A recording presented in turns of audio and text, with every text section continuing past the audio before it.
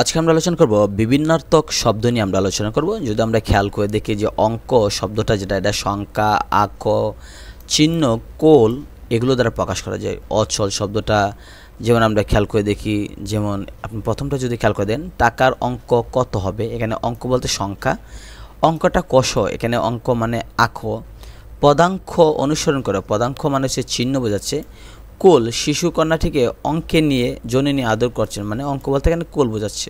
এই নাটকের ষষ্ঠ অঙ্কের প্রথম দৃশ্যটি খুব করুণ, এখানে ষষ্ঠ অঙ্ক বলতে এখানে পরিচ্ছেদ বোঝাচ্ছে।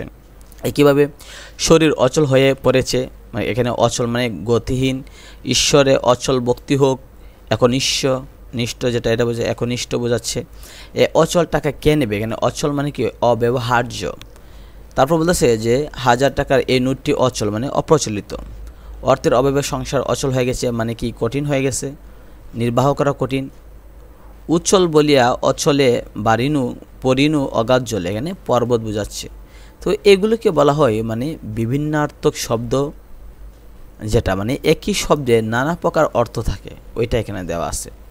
আর আমরা যদি খেয়াল করি যে অন্তর মম বিকশিত, এটা এখানে অন্তর মানে মন বোঝাচ্ছে।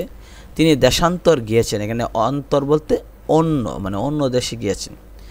এখান থেকে 1 ঘন্টা অন্তর বাস ছাড়ে, এখানে অন্তর বলতে কি ব্যবধান বা পার্থক্য। পরীক্ষা হলে আসে কিন্তু যে এখান থেকে 1 ঘন্টা অন্তর বাস ছাড়ে, এখানে অন্তর বলতে কি বোঝানো হচ্ছে বা কোন অর্থে সেটা পার্থক্য বা ব্যবধান।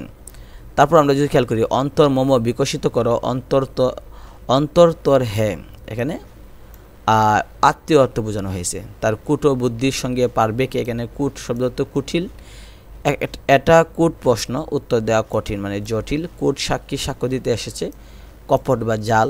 পর্বত কুটে আরোহণ করা দুরূহ, পর্বত শৃঙ্গ বোঝাচ্ছে। দ্রব্যের গুণ জানতে হয়, এটা ধর্ম, গুণ মানে ধর্ম। ঔষধের গুণ রয়েছে মানে ক্রিয়া। তুমি তো নিজের গুণ কীর্তন মানে উৎকর্ষ। শিক্ষার গুণ অনেক মানে উপকরণ।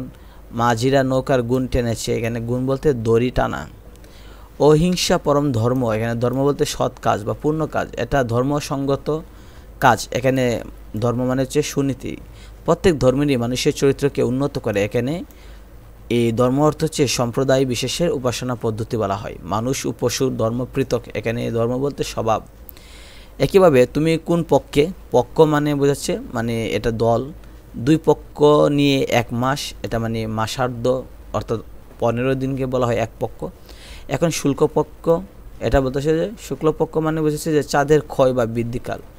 যাদের পক্ষ আছে তাদের পাখি বলে, এখানে পক্ষ বলতে পাখি ডানা। ছেলেটি তার প্রথম পক্ষের সন্তান, এখানে পক্ষ বলতে বিয়ে সংখ্যা বোঝাচ্ছে। তো আমরা নেক্সট ভিডিওতে আমরা বিপরীত শব্দ নিয়ে আমরা আলোচনা করব।